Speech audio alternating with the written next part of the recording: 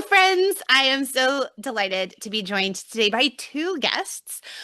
Both actually are repeat guests on their own, but this is the first time they have come together. So I'm going to introduce them to you here at the beginning. Our first guest is Betsy Farquhar.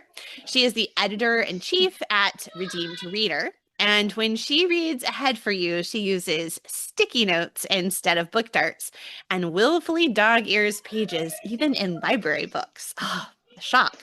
Okay, Betsy is a fan of George MacDonald, robust book discussions, and the Oxford comma. I have a whole t-shirt devoted to peace, love, and the Oxford comma, so I love that. She lives with her husband and their three children in the beautiful Southeast.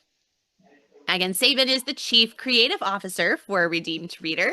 She holds master's degrees in children's literature and in library and information science, and writes picture books, including Something Better Coming and New House, New Home. Something Better Coming is a lovely favorite and has a place on our family bookshelf.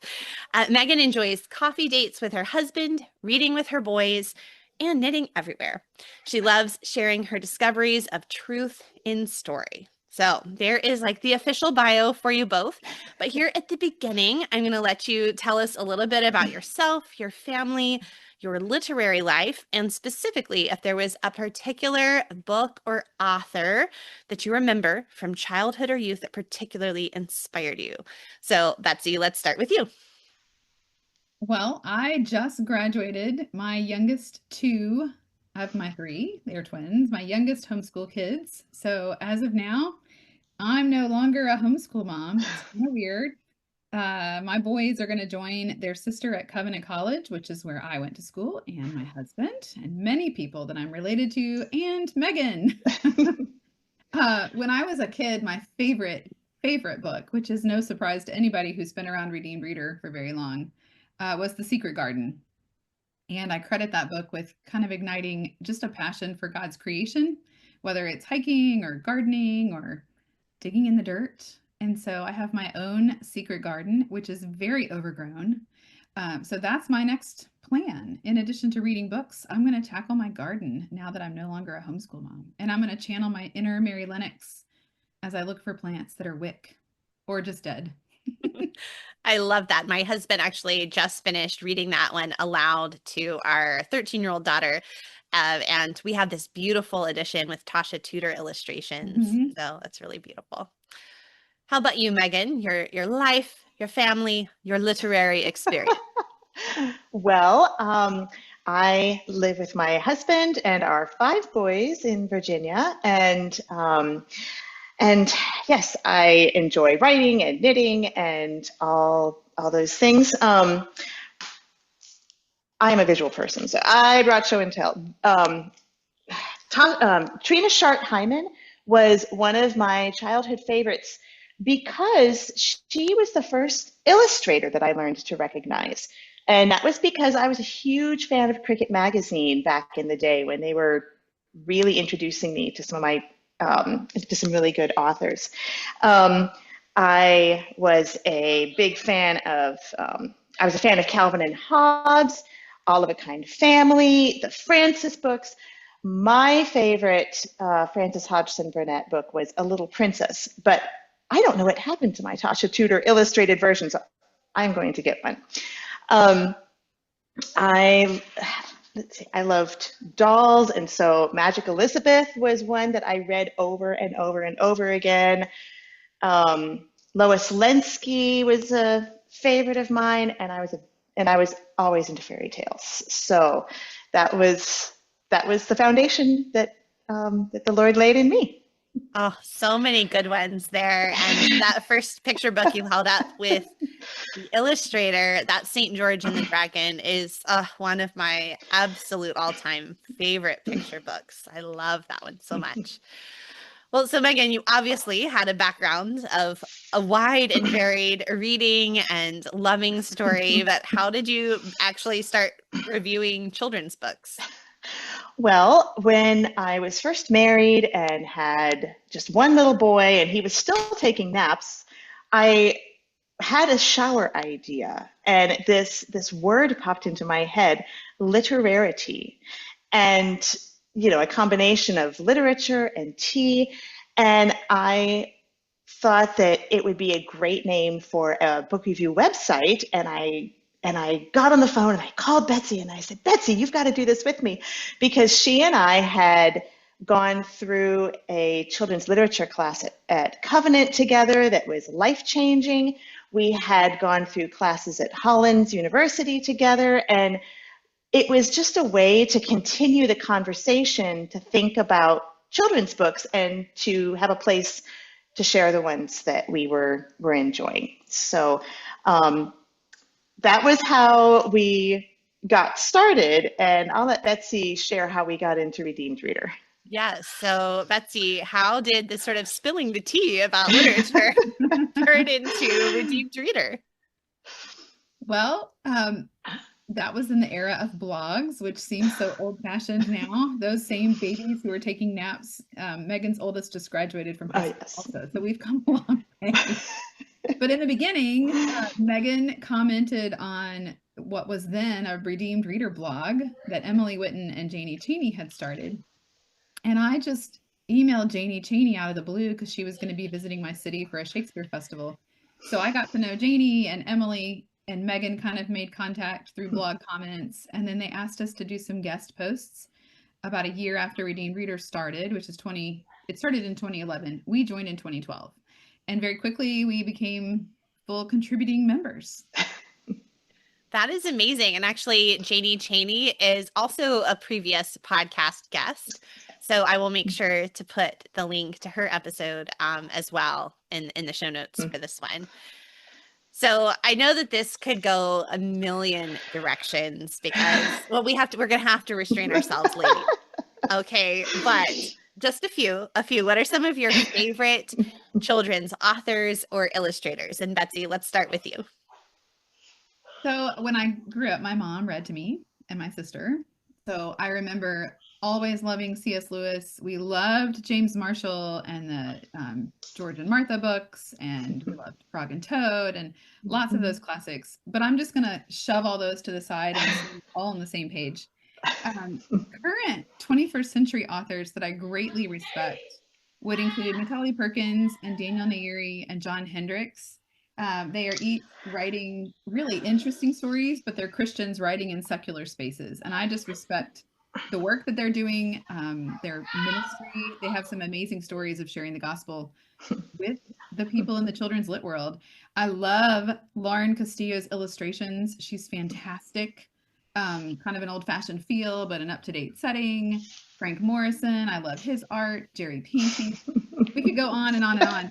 But I do want to throw out two more names of what I think are two up-and-coming authors. I just reviewed Millie Florence's Beyond Mulberry Glen, which Waxwing Books put out, and it was fabulous. And she's a teenager, or she was in the book. And then Rochelle Nelson, I just reviewed her Ember Gold, and I just read her other book, but I haven't reviewed it yet. And I think that these two authors, they're authors I have my eye on. So I'll leave it at that. Yeah, Millie, again, I feel like I keep saying, oh, and they've been on the podcast too, but Millie was a previous podcast guest as well, and I know my daughter has enjoyed her book, so that is great. How about you, Megan? What are some favorites?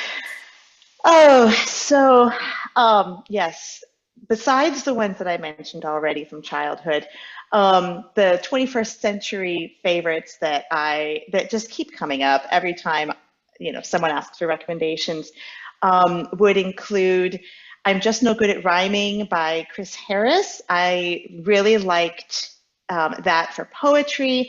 I just finished reading the first 3 Dragon Lord saga books by Johnny Jimison, and I'm really looking forward to the next one. And that's a trilogy that my boys kept coming and taking the books off my desk, which makes it hard to review them. I said, guys, where are they? Bring them back. And then I'm enjoying listening to The Vanderbeekers by Karina Yan Glazer with my 2 youngest ones. I'm really enjoying Sarah Arthur's, I just finished Once a Queen, and I'm looking forward to reading Once a Castle. I love Jonathan Rogers and Kate DiCamillo. So that's a handful. There's one other one that I'm going to put out there just because it is not well known. And I don't know, there are so many authors that I don't necessarily love all their work, but they have one really beautiful gem. And one of those is Words by Heart.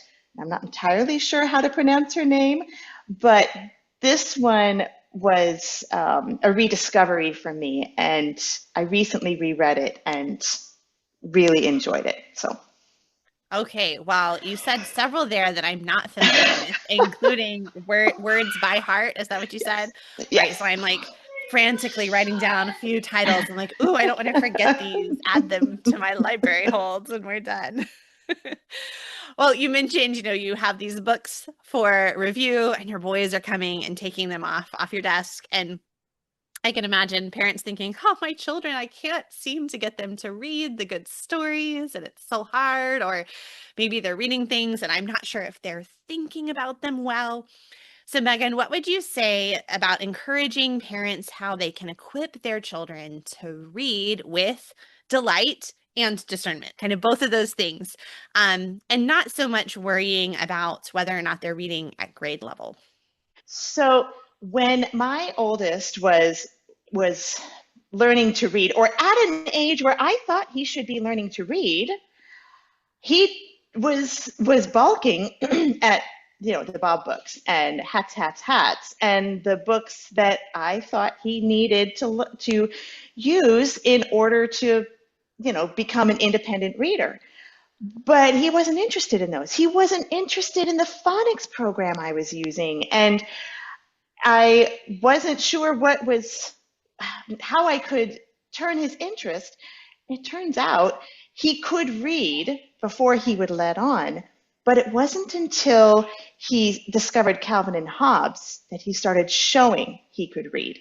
And the problem was he didn't want me to stop reading aloud to him because he enjoyed that so much, because we were reading better stories than Bob books and hats. So he taught himself to read at 7.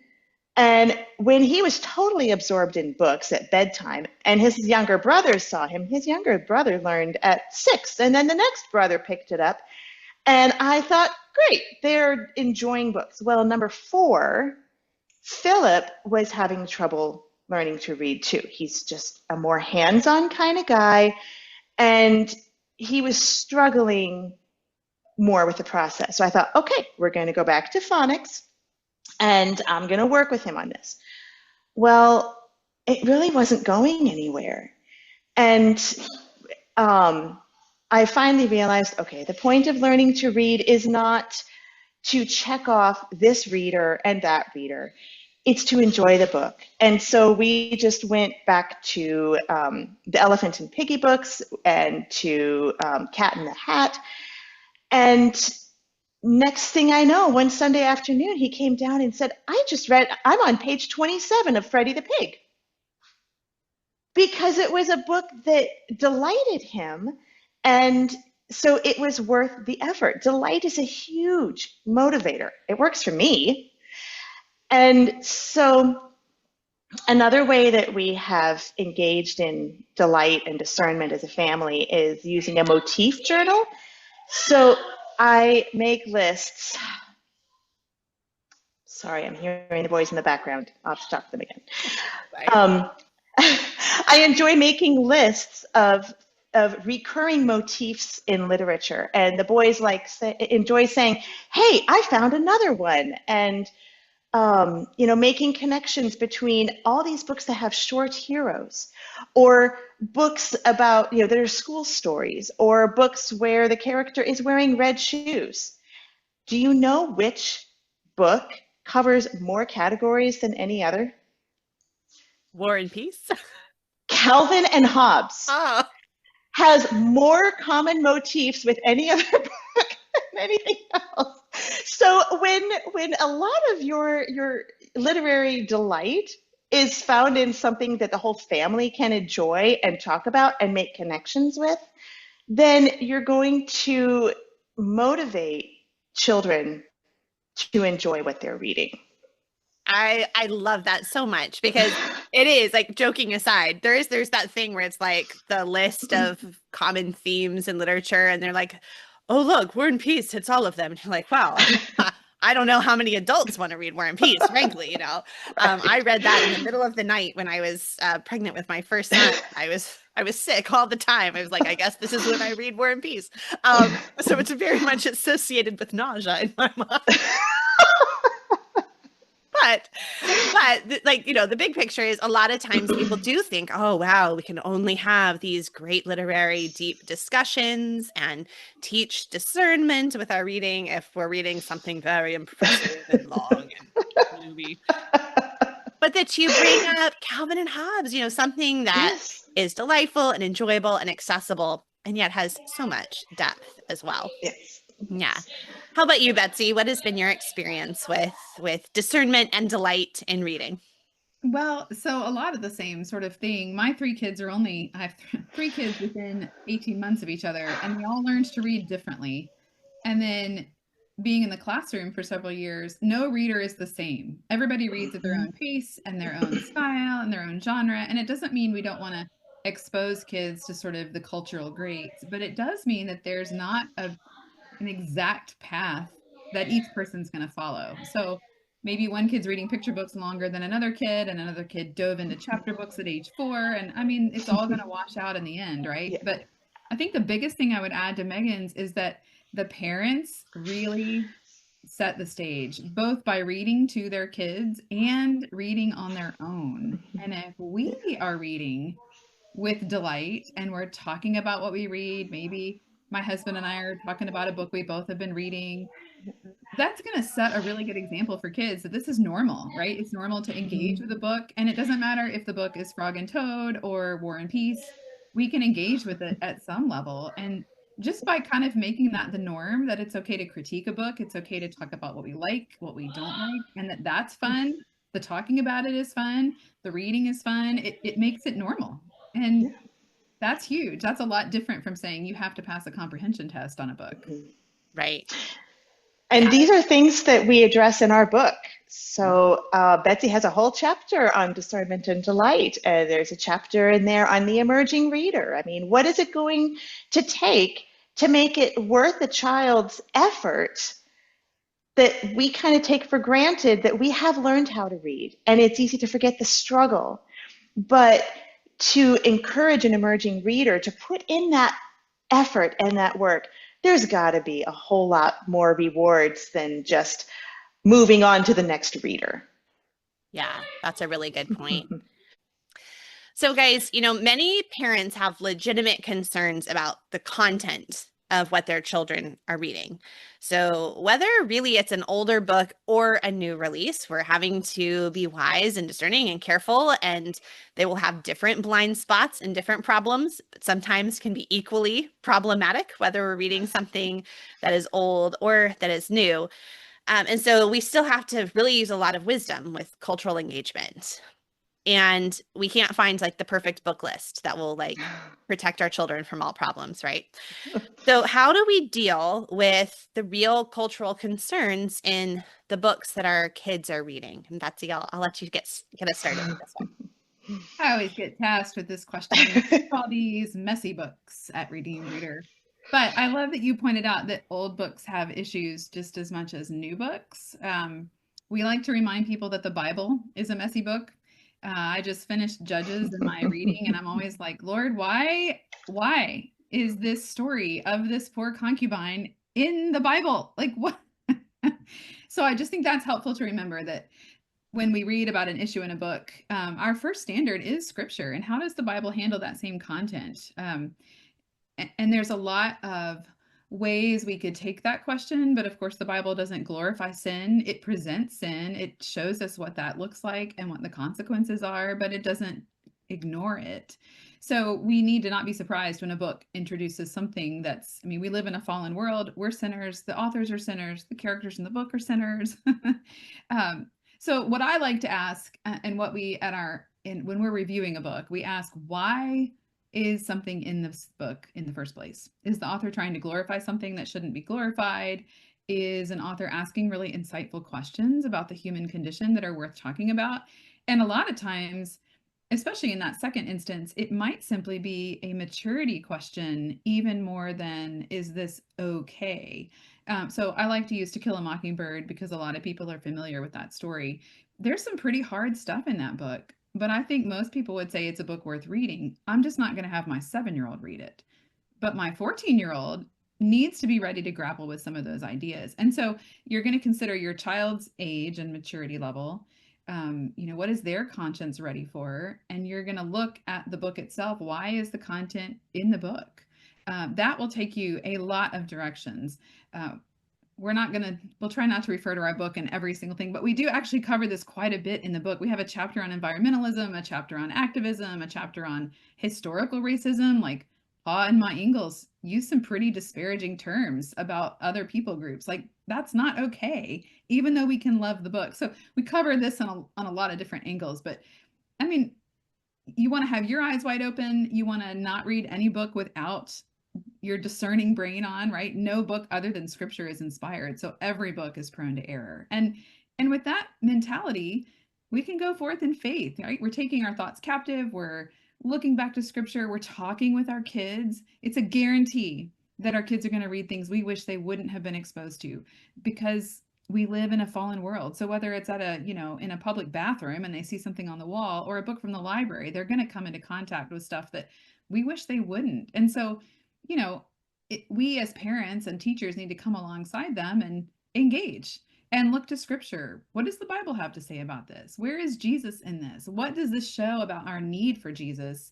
And how does it help us to look at other people around us, right? Somebody out there is struggling with this, even if you're not. And so it should sort of broaden our perspective helpfully as believers. I was actually just having this conversation with my kids a couple days ago. Sometimes it's funny to hear their version of your parenting, like what they remember about how you parented. I'm like, really? Okay. But one of the things they were talking about is when they were younger, and I first started letting them like get books from the library that I had never read before, or, a cousin or a friend would recommend a book and I would let them check it out. And they said, yeah, Mom, you would always be like, okay, now you need to be reading with discernment and be ready to discuss the themes with me and keep your eyes open. Notice what the author's telling you is true.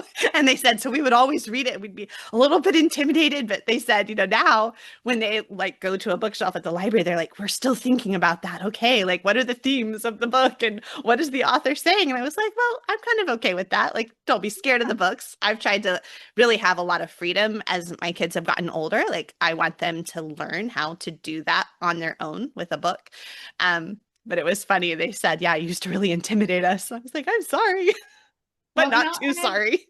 I'll add that this is another area where we model it as parents. Like if we're listening to an audiobook with them, we've turned a book off and said, okay, before we continue, let's just kind of regroup and notice what we're hearing. Or we'll do it with TV shows and movies. We're the worst people to watch movies with, because we critique, the art part too. Like, ooh, that was a really good, art shot. And anyways, but we'll stop TV shows and talk about them. So it's like anything in culture should be up for debate, right? It's not just what you're reading. And I think kind of cultivating that general mindset that, yeah, we're always kind of on the lookout. Just we're always engaged, right?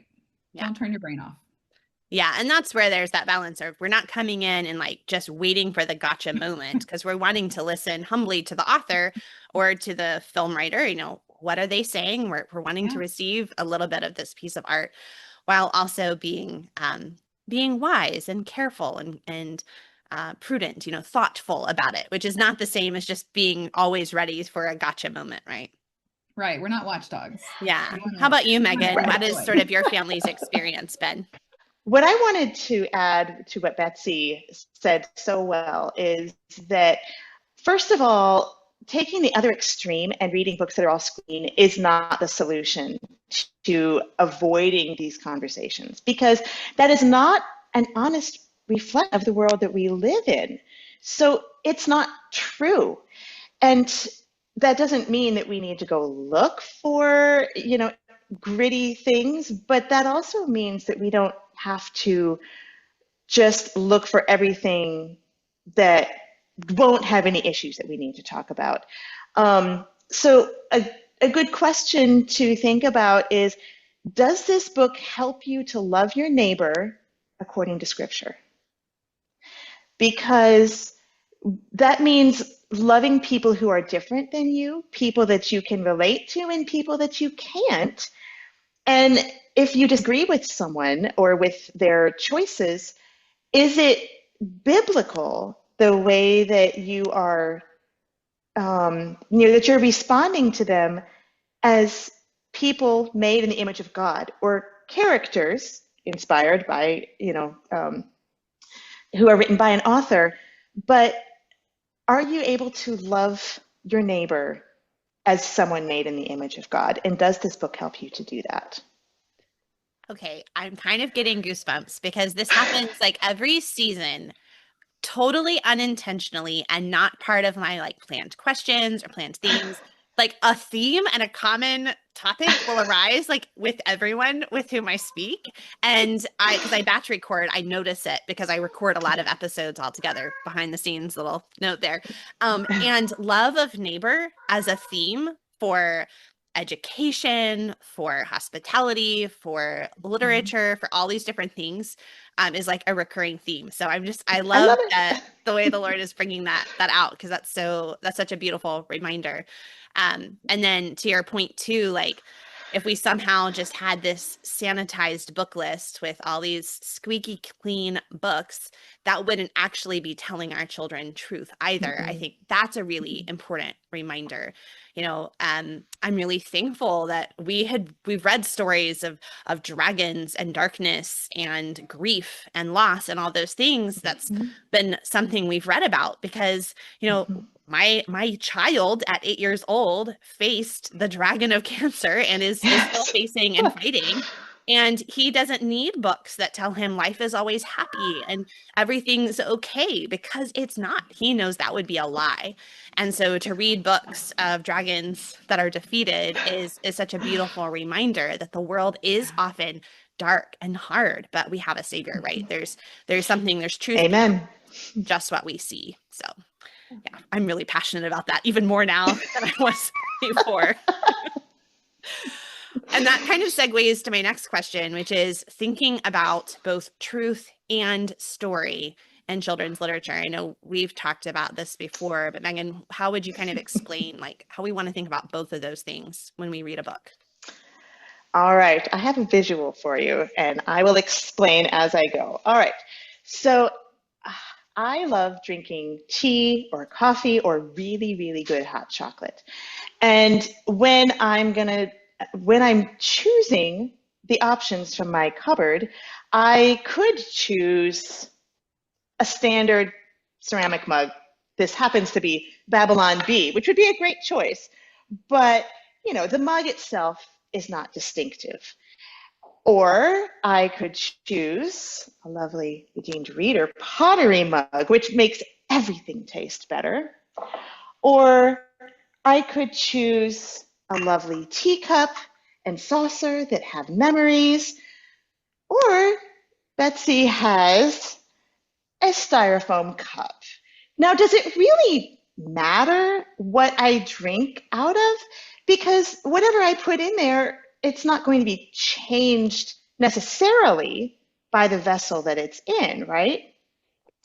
But it is a factor, actually. And so if we think of the vessel as story, and if we think of truth as what goes in the vessel, so what goes in the vessel might be my favorite Yorkshire Gold tea, or it might be another artisan tea, or it might be Swiss Miss, hot chocolate. And if you follow the instructions, you can make it with water. Now, you can't really improve a basic hot chocolate mix made with water. You cannot improve the taste by putting it in in your favorite mug. But it also wouldn't taste right to take a really nice tea and put it in a styrofoam cup. It just destroys the experience, okay? So at Redeemed Reader, we like to talk about capital T truth and lowercase truth. and capital S story and lowercase story. So if you think about so capital T truth would be God's truth as revealed in Scripture. It is the reality of who God is, who we are, creation, fall, redemption, and future hope. All of those things are capital T truth. And you can find those in the best stories. They may appear as common grace, like a good family life or a solid marriage, or books about, weeds, beautiful flowers growing out of the sidewalk or something like that. Those would be capital T truth. And if you combine that with capital S story, then you have something like The Lion, the Witch, and the Wardrobe, which is so memorable that every time you encounter the story again, it just brings life and renewal and joy. But you can also take capital T truth and you can combine it with hot chocolate made with water, and which would be like a lowercase s story, which would be more didactic, which is telling you this is this is the truth that you need to understand. Or you could have lowercase story with, lowercase truth with capital S story. Betsy, I'm trying to remember some of the examples of that we put in the book, because we put a grid and tried to give some good examples of this. Noah's Ark is a good example. If you think about like picture book versions of Noah's Ark, you might find a board book that has Noah and the animals, and everyone is looking very happy. And there's a story about a flood, and there's a rainbow, and it may or may not address sin, but it generally tells the story. That would be lowercase story, but capital T truth. So there are different combinations that you can look at these, that you can evaluate stories in this way. But the point is not to pick apart the story and say, oh, that one's not good enough because that one's lowercase truth and lowercase story, but it might just be really fun and really worth reading. And but it just can help with the discernment and the discussion to think about the delight of drinking your favorite tea out of your favorite mug, as opposed to some of the alternatives. Does that help? Yes, it does. I think that's a helpful grid kind of to evaluate. And then we don't want poison in a beautiful mug or a styrofoam mug, right? Right. Betsy, would you add anything to that? Well, just that we want the best of both. And so we really like it when we see Christian artists and authors doing excellent craftsmanship, not just including their truth in their stories, right? And we love it when secular illustrators who are really great at their craft are, through God's common grace, asking really profound questions about the human condition. So we're always looking for the best of both, however they manifest. Yeah. It's hard to get better than like C.S. Lewis, Tolkien. This pretty much, they knocked it out of the park. Oh, Betsy, I loved the way you have talked about loving our book neighbors. And so I wanted to ask if you can kind of tell us some ways that we can better love our libraries and our book neighbors. This is a really loaded question. I know this podcast is going to air down the road, but as we're recording it, Pride Month is just days away. And that's such a delightful time at local libraries. So if parents are listening, they may want to make sure children are not in the room right now. My library had a condoms display right by the picture books for Pride Month. And it's not unique to my library, but I'm just going to acknowledge that there are lots of issues with our local libraries that parents are rightly concerned about. But the flip side is that there are many Christians working in libraries, and libraries, both school and public, are not Christian organizations. They're not bound to only put in books that I might prefer. And that's actually a real strength of theirs, because the books that I might prefer are going to be offensive to my Buddhist neighbors or my atheist neighbors. And so it's actually a good thing that there's a lot of variety in our libraries. So the best approach that we like to advocate is to use your library. And that's going to look different for different seasons of your family, and it's going to look different for your personal library. You might not want to go to a drag queen story hour, but there might be a children's story hour that you can attend with your children. You can smile and be friendly and kind to the book people that you meet, whether it's a bookstore representative, a librarian, an author. Sometimes we as Christians can be pretty hateful to other authors that we don't like. We don't like their book. That's still a person made in the image of God. So our first advice is always build a relationship before you go to war. How can we love these neighbors of ours? How can we be kind?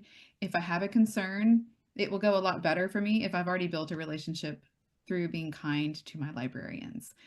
There's a lot of digital resources you can access without even going into the library or making your visit really limited. So for me, in my library in June, I just put everything on hold, slip in, get my holds, self-checkout, get out.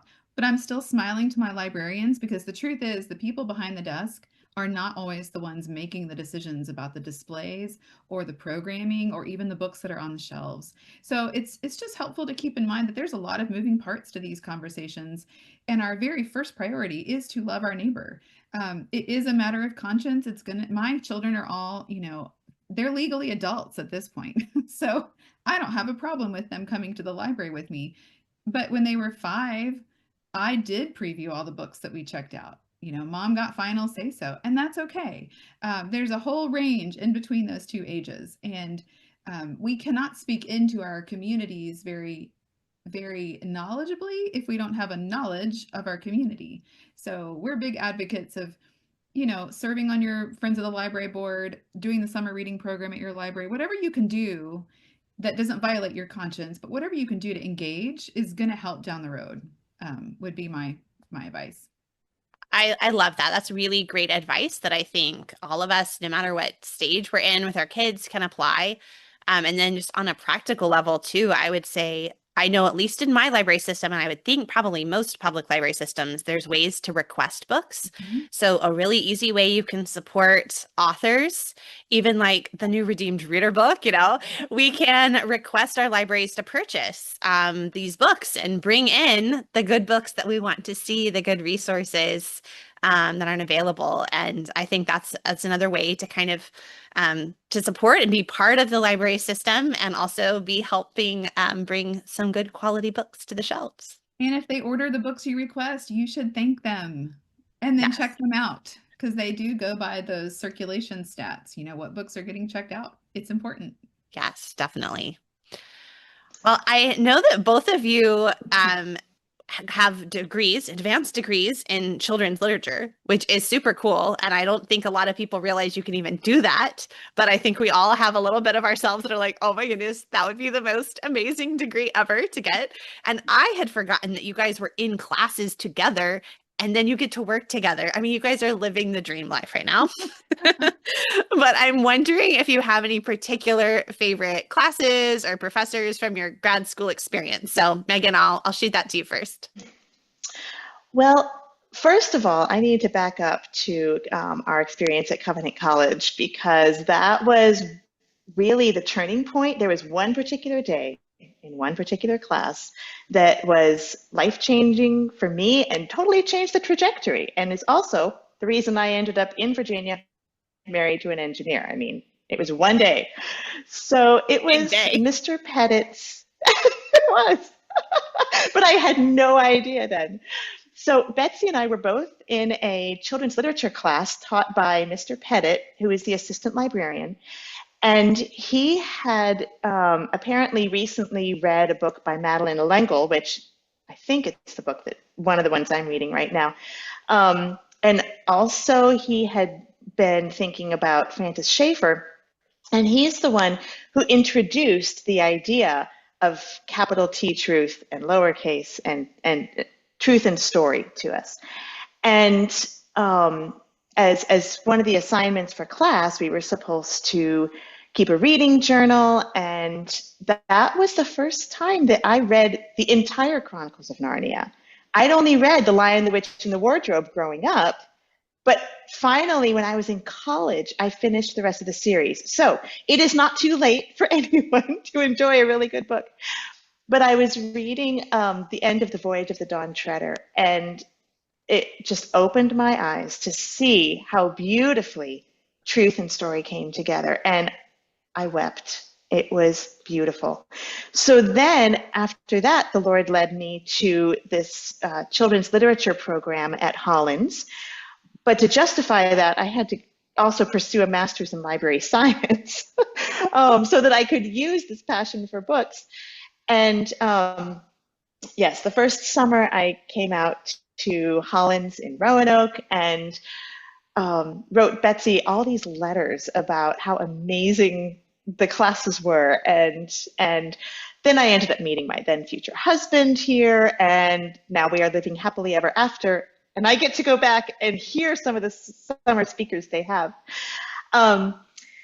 So some of my favorite classes, one that really stood out to me was literary criticism, because I think there were 4 books that we were assigned to read.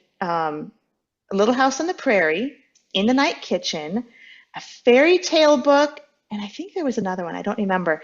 But over the course of the summer, we had to write papers reading these books from different worldviews. And so to not just assume that the way that I would expect to read a book from my worldview was the right one, or the only one, or the best one. It was just helpful to read through different eyes without, without having to actually, agree with that position. But that was very helpful. And then there was a picture book illustrators class that was also wonderful to get to analyze and think more appreciatively of different types of artwork that I hadn't really appreciated before. And for example, Marcia Williams was, I believe, a 3-time Caldecott Award-winning illustrator, but you would never recognize one of her books compared with another because her style was so versatile, and it just gave me a fresh appreciation for the creativity of picture books. That sounds amazing. I want to take all these classes. Come on out. How about you, Betsy? Any favorite classes or professors or memories? Oh, definitely. So I did the children's literature master's at Hollins, and then my library degree was a school library degree. So I actually had quite a few children's lit classes there as well. So for both of my programs, I really loved my young adult literature classes, just very thought-provoking. And then I have other favorite professors, but a couple of classes really stood out to me. Jill May, who is just a favorite for both Megan and me. The nature of the program at Hollins when we were there was very, it was a very small cadre of students. And so there were often social events with the professors. And so I'm not sure if this was when we were in class or if we were actually at Dr. May's apartment, but she was telling how she read aloud to her kids when they were doing the dishes. And you just, as you got to know her, you realized how much of her career, and she's written textbooks, like she's a renowned scholar in the children's literature realm, but a lot of her career she didn't start until her kids were older. And it was very encouraging to me just to kind of see this woman who was super intelligent, very gifted, but she had still prioritized her family. And that was just, I wasn't married yet and hadn't started my family. And that was a great example to have in front of me. And then my my fantasy professor, who was my thesis advisor, really stretched me. I mean, I thought I was going to fail, and I had never even like gotten a B on a paper. English was what I could do, right? But he really required me to dig deep, and that was really good for me. I don't think personally he was quite as big an influence on like my personal life. But as far as stretching me academically, and then finally we had to take a class, I think this was an elective, where we could write a picture book. And there was a current picture book author illustrator who was teaching that class. And I learned that writing a picture book is so hard. It is unbelievable. It's the hardest form of writing I have ever done. And I learned I am not good at it. So now when I read a picture book, I definitely evaluate them differently.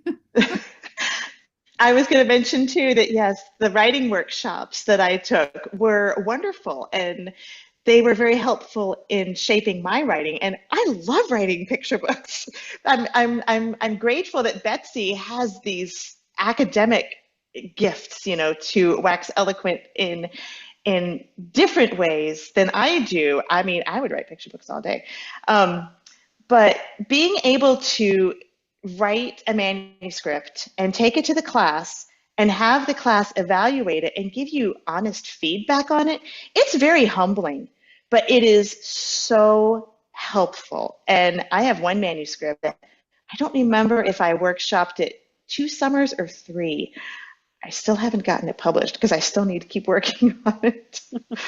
But it was good. I think it's so fascinating to hear just how much scholarship went into the study of children's literature, from picture books through YA and everything in between, because they are their own unique art form and have every bit of the same level of themes and complexity and challenge and literary brilliance that goes into a really well done children's book, as you know, Dickens. It's different genres, right? But also worthy of study and respect and learning more about. And I just think that's so fabulous that you both got to have that experience and to have it together, to have those shared memories. Wow. Alas, we could keep talking about books for hours, but we must draw to a close. But thankfully, because one of the questions I ask all my guests is also related to books, you get one more chance to share a favorite book. So the first question I ask all my guests is just, what are you personally reading lately? So Megan, what are you personally reading lately? Well, at the moment, I am still basking in having finished listening to Watership Down for the second time.